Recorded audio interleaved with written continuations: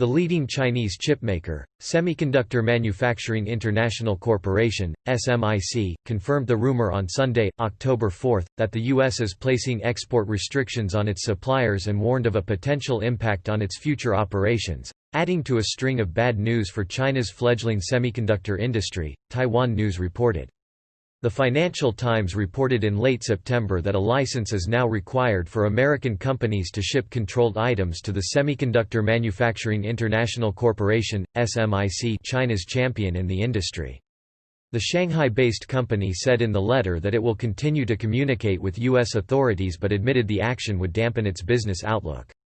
Market analysis firm TrendForce observed that Taiwan remains the world's largest contract chip manufacturer with a market share of 65%, followed by South Korea's 16% and China's 6%, to which SMIC contributed 4 percentage points. The new export restrictions are likely to have a negative impact on China's advanced chip development and chip self-sufficiency goals.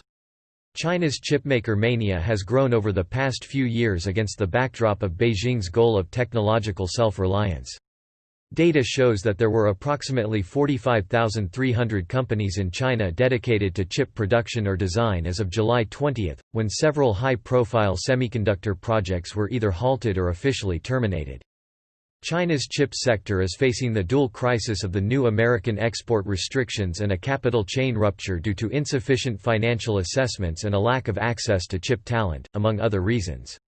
Many of China's semiconductor projects, backed by local governments and worth billions of RMB, were initially aimed to challenge Taiwan Semiconductor Manufacturing Company (TSMC) and South Korea's Samsung.